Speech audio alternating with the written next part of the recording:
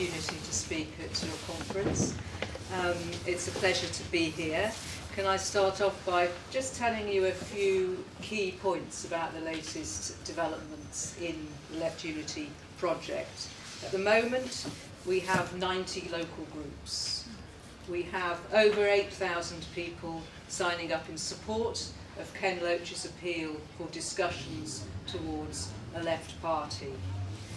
In terms of what we're seeing in those left groups, those new Left Unity groups, who's organising them? Overwhelmingly, they are people that are not already organised on the left or in any far left group. Sometimes they're people with no experience whatsoever of organised left politics. Sometimes they're people who've been active for 30 years or more in the Labour Party, but are sick of seeing the destruction of Labour as a working class party and is now seeing it as a neoliberal party backing Tory cuts. So there's a very, very great widespread integration and involvement of people from all parts of the left, either seeing themselves as left or seeing themselves newly as left. What Left Unity isn't, as I think Liam very clearly spelled out, it is not a revolutionary regroupment project, and it is not a sticking together of the existing far left groups. It's something that is aiming, as Liam said, to fill that increasingly large space to the left of Labour. It's a new type of political formation. I'd like to pay tribute to two aspects of the political work of socialist resistance, because I think they're areas which have great resonance in Left Unity and its development. First of all, with regard to your work around international and European solidarity work.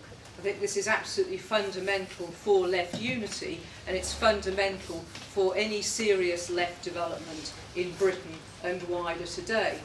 The crisis we're facing is not a British crisis, it's an international crisis of capitalism. And if we're going to address it and going to find policies and ways forward out of it, we have to work together with the movements across Europe.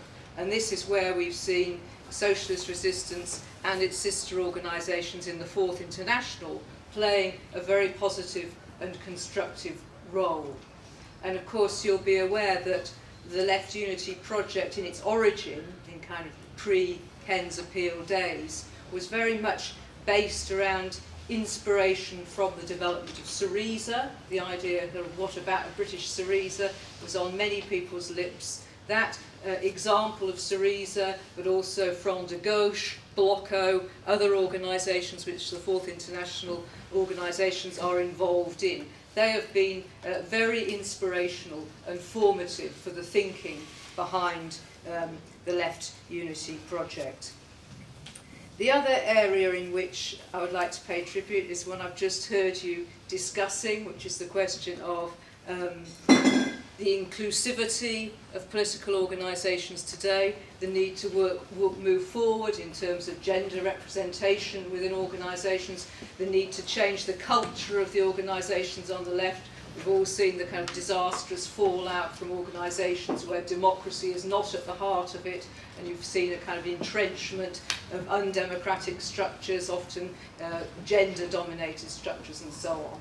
You have a commitment to changing that and working with organisations on the left to change that. That is absolutely fundamental to the politics of Left Unity. We're not going to go anywhere if we don't do things differently. And that is the message that comes from all these local groups, from all the local people who are getting involved. We don't want anything to do with the old style culture, the sort of almost brutal culture of the far left in Britain, or the corrupt culture of any other political parties either, whether it's Labour or Tory or other kinds of political organisations. So we have to do things in a new way. And so both of those things, I think we, Left Unity and Socialist Resistance, share much common ground.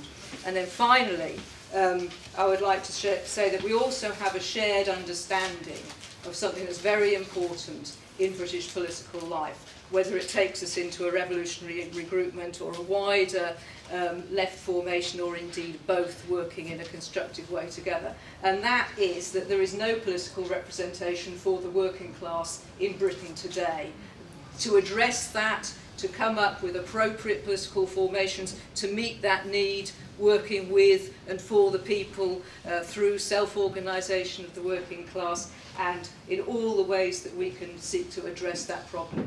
That is another an understanding that we share, and I think that however the trajectories of our two organisations move forward in the months and years ahead, I think we have a shared recognition that the moment is extremely urgent. The nature of the onslaught on the class today is greater, I think, than it ever has been, with tragic consequences, whether it's attacks on disability rights, on welfare, on benefits, services, bedroom tax. These are policies with tragic consequences, and we can no longer afford to be divided and have our energies dissipated. So we have to put aside all kinds of preconditions and so on, and work together to advance the interests of the working people in Britain today.